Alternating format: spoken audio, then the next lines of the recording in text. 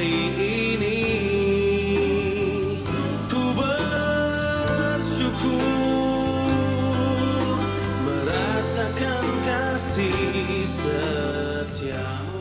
Shalom saudara, selamat pagi. Kita ketemu kembali pagi dalam Morning Devotion. Selamat pagi saudara-saudara, apa kabar? Pagi hari ini kita akan membaca dari kitab 2 Timotius pasalnya kedua ayat 20 sampai ayatnya yang ke-26. Firman Tuhan berbunyi sebagai berikut. Dalam rumah yang besar bukan hanya terdapat perabot dari emas dan perak, melainkan juga dari kayu dan tanah. Yang pertama dipakai untuk maksud yang mulia, dan yang terakhir untuk maksud yang kurang mulia. Jika seorang menyucikan dirinya dari hal-hal yang jahat, ia akan menjadi perabot rumah untuk maksud yang mulia. Ia dikuduskan, dipandang layak untuk dipakai tuannya, dan disediakan untuk setiap pekerjaan yang mulia. Sebab itu jauhilah nafsu orang muda, kejarlah keadilan, kesetiaan, kasih, dan damai bersama-sama dengan mereka yang berseru kepada Tuhan dengan hati yang murni. Hindarilah soal-soal yang dicari-cari, yang bodoh, dan yang tidak layak. Engkau tahu bahwa soal-soal itu menimbulkan pertengkaran. Sedangkan seorang hamba Tuhan tidak boleh bertengkar, tapi harus ramah terhadap semua orang. Ia harus cakap mengajar, sabar, dan dengan lemah lembut dapat menuntun orang yang suka melawan. Sebab mungkin Tuhan memberikan kesempatan kepada mereka untuk bertobat dan memimpin mereka sehingga mereka mengenal kebenaran. Dan dengan demikian mereka menjadi sadar kembali karena terlepas dari jerat iblis yang telah mengikat mereka pada kehendaknya.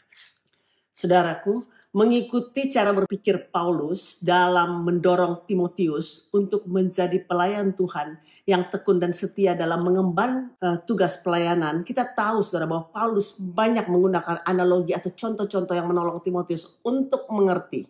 Saudaraku, dalam pembacaan kita kali ini Paulus memakai ada dua contoh yang sangat gamblang untuk menjelaskan maksudnya. Contoh yang pertama adalah bejana, atau terjemahan Indonesia menggunakan kata perabot. Itu terdapat di dalam ayat yang ke-20 dalam pembacaan kita tadi. Dan yang kedua adalah hamba di ayat yang ke-24. Kedua gambaran ini, saudaraku, dipakai Paulus untuk menunjukkan bagaimana kualitas kehidupan orang yang mau dipakai oleh Tuhan. Nah, sebagai perabot atau bejana dalam rumah. Rumah tentu berbicara rumah Tuhan, gereja, tempat di mana Tuhan berdiam. Di situ terdapat orang-orang kudus. Nah, Tuhan mau katakan kepada kita, menjadi bejana dalam rumah Tuhan menunjuk bahwa orang tersebut dipakai oleh Tuhan sebagai alat kemuliaan Tuhan di dalam rumahnya.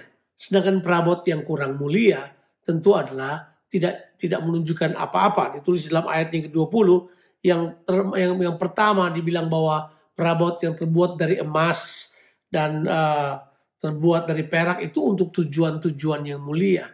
Nah, di sini Paulus mau mengatakan kepada Timotius, kamu harus menjadi pelayan dalam rumah itu sebagai pelayan yang didapati mulia, artinya berkualitas. Dan untuk menjadi pelayan Tuhan, untuk menjadi bejana yang mulia tersebut, ada beberapa hal yang perlu Timotius ambil atau beberapa hal yang juga Timotius perlu buang. Misalnya di situ dia mengatakan bahwa kamu harus sungguh-sungguh menguduskan diri dan hidup seperti yang Tuhan kehendaki. Atau di sisi yang lain, kamu harus dikatakan ini menjauhi nafsu orang muda.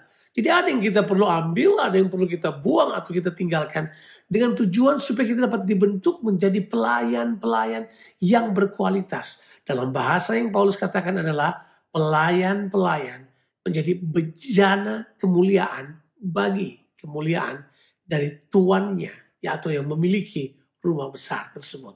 Saudaraku, dalam kedua gambaran ini Paulus menyodorkan kepada Timotius tentang hal yang perlu dibangun dalam kehidupan pribadi ataupun juga dalam hubungan saudaraku dengan orang lain. Di sisi lain Paulus juga menyodorkan hal-hal yang harus ditinggalkan atau hal-hal yang harus dijauhi oleh Timotius. Misalnya waktu Paulus menyatakan bahwa Timotius harus menyucikan dirinya untuk masuk dalam maksud yang mulia. Dan juga di sisi yang lain Timotius diminta untuk menjauhkan diri dari nafsu orang muda yang tentunya berhubungan dengan hawa nafsu seksual, juga hawa nafsu daging, dan juga yang berhubungan saudaraku dengan keinginan mata dan keangkuhan hidup. seperti yang tertulis dalam 1 Yohanes pasal yang kedua ayat yang ke-16. Nah, pada analogi yang kedua di mana digunakan kata yang dipakai adalah hamba. Di situ juga Paulus mengatakan kepada Timotius bahwa hey, kamu adalah hamba Tuhan. Kamu bukan hamba upahan dari orang-orang tertentu. Enggak, kamu adalah hamba Tuhan. Dan untuk menjadi hamba Tuhan, dikatakan seorang hamba Tuhan tidak boleh bertengkar. Tidak boleh mengatakan hal-hal yang tidak layak. Tidak boleh mencari hal-hal yang tidak perlu.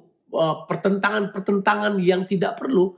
Tidak perlu untuk dibangun dalam kehidupannya. Tapi hamba Tuhan harusnya, itu dibilang di situ ada beberapa kualitas yang cakap mengajar, sabar, lemah lembut, dapat menuntut orang, bahkan yang suka melawan.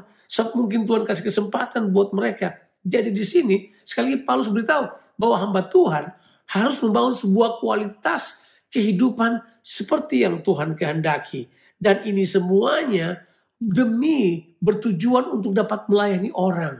Supaya orang yang membantah, yang menolak, diberi kesempatan untuk dapat kembali menjadi sadar dan kembali pada Tuhan. Dan mereka terlepas dari jerat kerajaan kegelapan yang telah membelenggu keinginan mereka dan kemauan mereka untuk kembali kepada Tuhan. Jadi Paulus mengatakan, hey, jadilah hamba Tuhan yang berkualitas sebagai perabot-perabot yang mulia, untuk tujuan yang mulia. Dan menjadi hamba Tuhan yang tidak memusingkan perkara-perkara yang lain, kecuali hidup berkenan kepada tuannya dengan kualitas hidup seperti Kristus. Saudaraku, mari kita hidup dalam ketersediaan dan juga dalam kualitas Allah yang akan menyebabkan kita, saudaraku, dipakai oleh Tuhan sebagai suatu bejana untuk kemuliaan bagi nama Tuhan.